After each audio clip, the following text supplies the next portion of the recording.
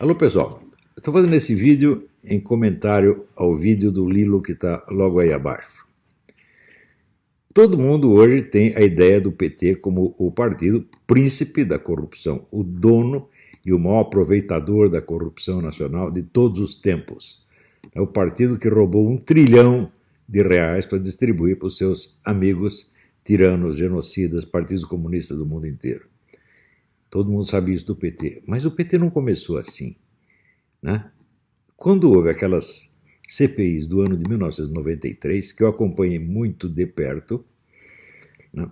Naquela época eu fui contratado pela empresa Odebrecht para acompanhar a CPI e contar para eles o que estava acontecendo. E eu escrevi um longo relatório a respeito do que acontecia naquela CPI e a Odebrecht jamais teve a coragem de publicar isso. Até hoje não publicou. Continua inédito, né? Muito bem. O PT, naquela época, posava como o partido do combate à corrupção. O partido moralizador por excelência. Era o partido que mais acusava, que mais investigava, que mais desmascarava. É o partido que abria as latrinas e os esgotos, né, exibindo todos os corruptos à execração nacional. E foi assim que o PT subiu. É assim que ele conseguiu uma fama de partido respeitável durante a década de 90, não esqueça, de 93 a 2000. Na mesma época em que estava desempenhando este trabalho, o PT organizava o seu serviço de inteligência, sob a direção do seu Zé Dirceu. E esse serviço de inteligência estava tão bem informado que, por exemplo, no caso de um ato de corrupção praticado, uma propina dada a um senador, eles tinham até o número das cédulas que o senador havia recebido. Eles tinham uma vasta organização de olheiros e informantes no país inteiro, que estavam infiltrados em repartições públicas, empresas privadas, administrações estaduais e municipais, etc, etc. Desses olheiros, eu cheguei a entrevistar 2 na época. Pedi um dinheiro para o Odebrecht, eles me deram, eu paguei os 2 meninos para me fazerem um depoimento, eles fizeram, mostrando como funcionava esse sistema de informações petista. Esse sistema de informações, na época, já tinha mais amplitude do que o Serviço de Investigação Federal. Isso na época. Graças a isto, graças a esses dossiês que eles tinham de todos os políticos brasileiros, eles puderam em seguida montar o Mensalão. O que foi o Mensalão? Foi propina dada praticamente todo o Congresso Nacional. Eles sabiam a ficha de cada um e dominaram todos os políticos dando propina de um por um. Ou seja, o combate à corrupção foi a arma fundamental para a instauração do sistema de corrupção petista. Ora, eu estudo esse negócio de comunismo vai fazer quase 50 anos. E eu sei que com relação à moralidade, os comunistas não são a favor de uma coisa nem de outra. Eles nem têm princípios morais, nem têm princípios imorais. Eles adotam a moralidade ou a imoralidade conforme lhes convenha no momento. Ou seja, para o comunista, o único problema da humanidade é que o mundo não está sob o poder deles. Todos os males vêm de que quem governa o mundo são os outros e não eles. Então, conquistar o poder é a coisa fundamental. Tudo que eles dizem que vão fazer depois, vamos fazer o Estado, abolir o Estado, vamos fazer o Estado proletário, vamos fazer a grande democracia, tudo isso é o futuro.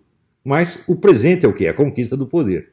Isso quer dizer que ao longo de toda a história do comunismo, eles, para os seus objetivos proclamados, eles nunca fizeram nada, mas para a conquista do poder fizeram tudo. E isso é normal. Para você agir, você precisa ter o poder de agir. Então, primeiro conquistar o poder e depois agir para os fins proclamados. Então, né, o que importa aí não são os fins proclamados, são os meios usados. Você vai ver a natureza de um movimento político, assim como você vê a natureza de um ser humano, não pelo que ele proclama como objetivo, mas pelo que ele está fazendo efetivamente, em nome desses objetivos. Uma coisa é o nome do objetivo, outra coisa é a realidade das ações efetivas.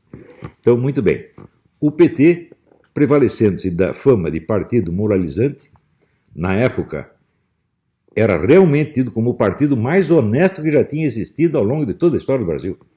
E com isso chegaram à presidência e, na presidência, instauraram o maior esquema de corrupção do mundo. Né? Muito bem, roubaram. Quando começou a falhar, o que aconteceu? Chegou uma hora em que ocultar os crimes do PT já não era mais possível. Então, a mídia, que é 100% esquerdista, para não dizer que está 100% a serviço do Foro de São Paulo, começou a denunciar os crimes, mas em termos de mero combate à corrupção, sem mencionar o esquema estratégico comunista por trás, sem mencionar o Foro de São Paulo, sem mencionar as alianças com Chávez, Maduro, etc, etc. Então era um combate à corrupção puramente aideológico, puramente isento. Então, o moralismo isentista chegou até a punir alguns petistas e até o Lula.